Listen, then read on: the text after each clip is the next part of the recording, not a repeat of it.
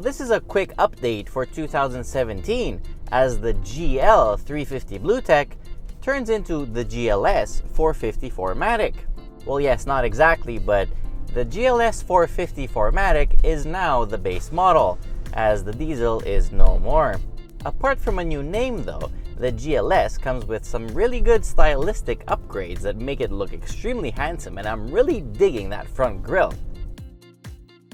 Most importantly though, it comes with a brand new transmission and a brand new engine. Under the hood now, you're going to find the 3-liter B-Turbo, making 362 horsepower and 369 pound-feet of torque. You might not get as much torque as you used to get in the diesel, but the extra horsepower helps you get going a lot faster. 0 to 100 is claimed in 6.6 seconds, although I did 6.2. I think Mercedes has to hire me. The new 9-speed automatic transmission brings new life to this SUV.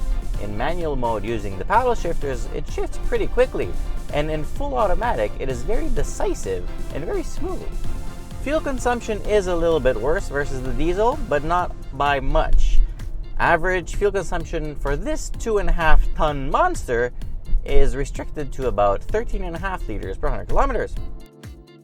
Inside the car, it's all usual Mercedes business. Very high quality materials, excellent fit and finish, but the brown color is a little bit too much for me. Prices for the GLS now start at just under $83,000. Our tester, which is loaded, is just under $95,000, but you get literally every possible option in here, including those really good looking AMG wheels. With all the driving aids on board, if you actually manage to crash one of these, congratulations, you're probably the idiot of the year. Continuing from where the GL left off, the GLS will be a very hospitable place for your family. 7 members of them will be really comfortable, although it's not as big or roomy as, let's say, a Tahoe, but it's not that big either. The trunk capacity varies between 295 liters and 2,300 liters. Very welcome features are the power folding seats for both back rows. Where this vehicle really excels is refinement. In all fairness, I was a big fan of the diesel, but I like this engine a lot more. Simply because it's really refined. I mean, this thing feels like double cream. Of course, the GLS now comes with all the latest little toys, and the agility control controls the 4MATIC suspension, which once again is phenomenal.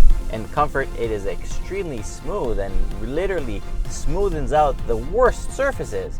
And when you switch it to sport, it actually manages to control this 2.5-ton thing pretty well.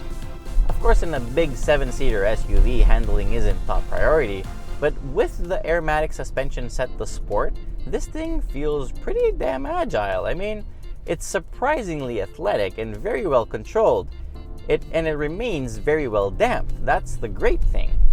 Body roll isn't too bad at all. I mean, it does lean, but very little bit. Very, very little bit. A really good improvement comes with the sound system, which now actually sounds pretty damn good. Of course, my favorite feature in this vehicle remains the excellent massage. Yeah, right there. Right there. Oh, yeah. One thing I always liked in the GL, and still like it in the GLS, is how easy this car is to drive. I mean, visibility is great, the seating position is perfect, the steering is very well weighted. It's a hustle-free big hustler.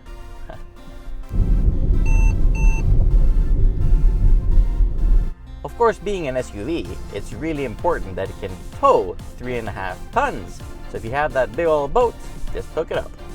One more thing that I really like is that you still get the button to raise the car if you're about to go off-road. And the hill descent control works perfectly.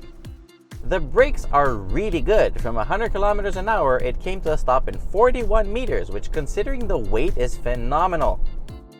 So nothing to nag about? No.